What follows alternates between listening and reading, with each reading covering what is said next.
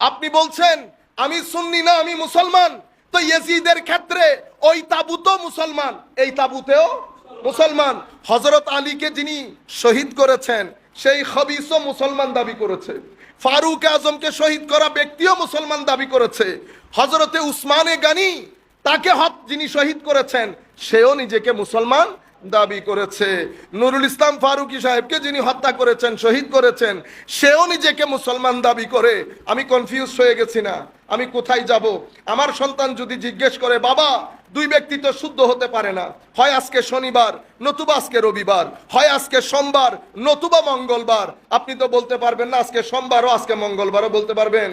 তাইলে নুরুল ইসলাম ফারুকীকে যে হত্যা করেছে হয় সেই সত্য নতুবা ফারুকী সত্য, হয় ফারুক আজম সত্য নতুবা যে হত্যা করেছে সেই সত্য, হয় হযরত ইমামে হুসাইন সত্য অথবা যে হত্যা করেছে সেই সত্য। দুইজন সত্য হইতে পারে না। তো সত্য হলে সত্য কয়জন? ইমামে হুসাইন।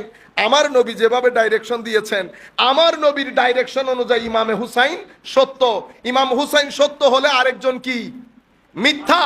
যেহেতু একজন মজলুম আরেকজন জালেম, এখন যেই জালেম সেও বলছে দোকান আমার, মজলুমও বলছে দোকান আমার, এখন দোকান কার? আপনারা বুঝতে পেরেছেন? আমার নবী বলছে দোকান মজলুমের। দোকান কি? মজলুমের। আমার আল্লাহ বলছে দোকান মজলুমের।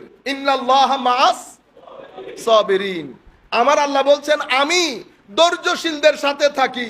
তো কারবালার প্রান্তরে ধৈর্য ইয়াজিদের তাবুতে ছিল না ইমাম হুসাইনের তাবুতে ছিল?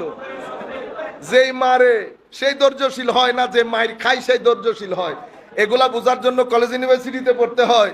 আল্লাহ এতটুকুন বিবেক বুদ্ধি তো আমাদেরকে দান করেছেন। বাস আমরা শেষের দিকে তো বসতে চাচ্ছিলাম, এখানে ইয়াজিদিয়ত প্রচারকারী মসজিদও আছে, সেটার সংখ্যা অনেক বেশি। আর হুসাইনিয়ত প্রচারকারী মসজিদও আছে, সংখ্যায় চট্টগ্রামে বেশি, বাইরে কম। আমাদের শুকরিয়া আল্লাহর দরবারে যে এই মসজিদটা যেন আল্লাহ কিয়ামত পর্যন্ত কোন ইয়েজিদি শকুনের চোখে যেন এই মসজিদ না পড়ে।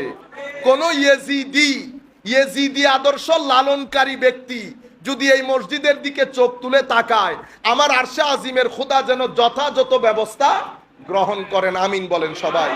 আল্লাহ এটাকে মারকাজে হুসাইনিয়ত, মারকাজে আহলে সুন্নাহ ওয়াল জামাআহ হিসেবে এবং সত্যিকার দ্বীনের প্রচার কেন্দ্র হিসেবে কিয়ামত পর্যন্ত যেন আল্লাহ এটাকে কবুল করেন।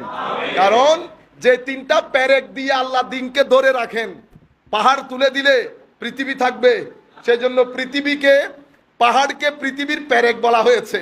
সেইভাবে দ্বীনের পেরেক